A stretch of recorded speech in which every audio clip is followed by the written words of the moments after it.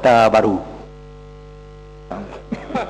Yang Hormat, Kota Baru belum berucap dari sesi yang lepas, Yang Hormat. Assalamualaikum warahmatullahi wabarakatuh. Bismillahirrahmanirrahim. Alhamdulillahirabbil alamin wassalatu wassalamu ala asyrafil anbiya'i wal mursalin wa ala alihi wa sahbihi ajma'in. Yang berhormat Datuk Yang Dipertua, saya mengucapkan terima kasih kerana peluang yang diberikan untuk mengambil bahagian di dalam perbahasan ucapan titah kali ini. Pertamanya ingin saya merakamkan setinggi-tinggi penghargaan kepada ahli yang berhormat daripada Kalabakan kerana membawa suatu pembaharuan di dalam Dewan ini. Dewan kita sudah pun berusia 12 penggal. Lebih daripada 50 tahun Dewan Rakyat ini bersidang. Boleh jadi ini pertama kalinya seorang ahli daripada pihak kerajaan menyatakan pandangan secara ikhlas dengan tidak mempedulikan whip parti Barisan Nasional. Tahniah kepada Kalabakan. Datuk Yang Dipertua, mungkin masanya telah sampai bagi ahli-ahli yang berhormat dalam Dewan ini untuk membuat suatu peningkatan di dalam perbahasan, di dalam amalan demokrasi berparlimen di Malaysia, di mana kita tidak patut 100% terikat dengan whip parti masing-masing. Kita sebagai orang yang sudah berkemampuan untuk membuat penilaian dan berhak untuk mengemukakan pandangan-pandangan seperti apa yang berlaku kepada Yang Berhormat Mulia Ahli Parlimen Gua Musang. Saya melihat bahawa dalam Dewan ini pada masa sekarang ramai ahli-ahli Dewan yang boleh memimpin suatu aliran baru di dalam perkembangan demokrasi di Malaysia, supaya kita tidak semata-mata terikat dengan whip parti. Dan jangan takut sangat kepada UMNO. Kita mesti membebaskan diri kita daripada UMNO dan kita mesti bercakap kebenaran, memperkatakan kebenaran.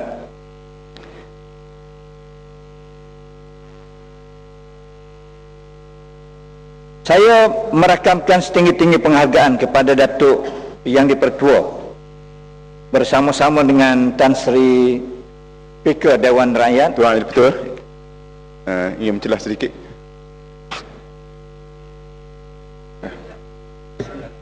Saya sebagai Hulu Terengganu.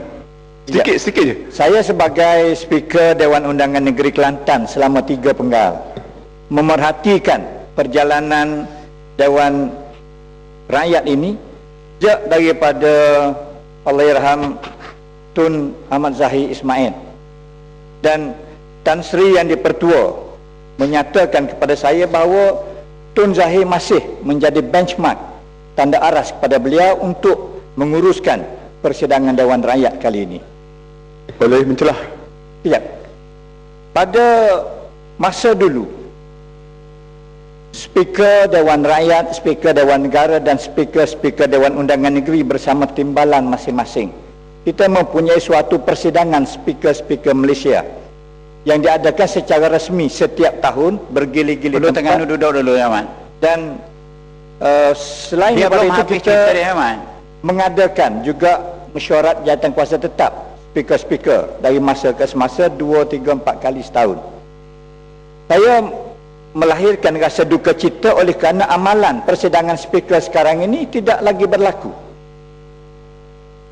Oleh kerana persidangan speaker ini sebagai suatu forum di mana permasalahan pengendalian urusan persidangan di peringkat Dewan Rakyat, Dewan Negara dan Dewan Undangan Negeri dikemukakan dan diperbahaskan. Saya masih ingat lagi satu perkara yang berbangkit dalam Dewan ini baru-baru ini yang telah dibawa ke persidangan speaker Malaysia, dan saya di antara orang yang mengemukakan persoalan kepada Allahyarham Tun Ahmad Zahid Ismail, Speaker Dewan Rakyat pada waktu itu, mengenai amalan suatu usul di Parlimen yang secara tradisinya tidak dibahaskan. Maka dalam Dewan Undangan Negeri Kelantan misalnya, usul untuk menamakan 2 calon daripada negeri sebagai ahli Dewan Negara. Di negeri Kelantan tidak pernah dibahaskan usul itu. Diusulkan, disokong dan diluluskan. Pergi kepada usul yang lain. Jadi Tun Zahid menyatakan bahawa tiap-tiap usul yang dibawa dalam Dewan, apabila ada ahli yang nak bahas, maka tidak boleh digunakan presiden, tidak boleh digunakan amalan biasa, maka bagilah untuk perbahasan. Ini sebagai satu contoh bagaimana persidangan speaker-speaker ini boleh memberikan forum, peluang kepada semua sekali pimpinan dewan-dewan ini untuk mengadakan public. Saya mengharapkan semoga pihak Yang Berhormat Datuk Speaker, Datuk Yang di-Pertua boleh mengambil satu daya usaha meneruskan amalan ini di peringkat negara kita. Boleh Saya saya mencelah sedikit? Saya tertarik dengan ucapan Yang Berhormat berhubung dengan mesyuarat speaker ni. Mesyuarat speaker yang pertama diadakan tahun 62 Yang Berhormat. Lepas itu disusul dengan 63, 64, 65. Pada ketika itulah garis panduan dibuat di seluruh Malaysia, tanah Melayu, lepas itu di Malaysia untuk diguna pakai di tiap negeri dan juga di Dewan ini. Dan hasil daripada mesyuarat itulah baru pelantikan timbalan yang di-Pertua dibuat pada tahun tersebut, tahun 59 tu. Jadi saya akan membawa perkara ini kepada speaker. Terima kasih. Boleh mencelah. Ya, Ulu Terengganu bangun ya, Mak. Sikit-sikit. Ini soalan speaker, mesyuarat speaker yang Mak Ulu Terengganu, yang cerita lain. Tahu. Boleh. Terima kasih sahabat saya YB Kota Baru. Terima kasih Tuan Speaker lah. Saya tertariklah dan saya rasa besar hati apabila YB Kota Baru memuji tindakan YB Kalabakam, menyuarakan rasa terkilangnya, rasa tak puas hatinya. Tetapi itulah sebenarnya fenomena dalam UMNO. Kita memang memberi kebebasan untuk bersuara, kebebasan untuk bercakap. Kita tidak akan pecat, kita tidak akan sekat, kita tidak akan keluarkan Kalibakam dari UMNO.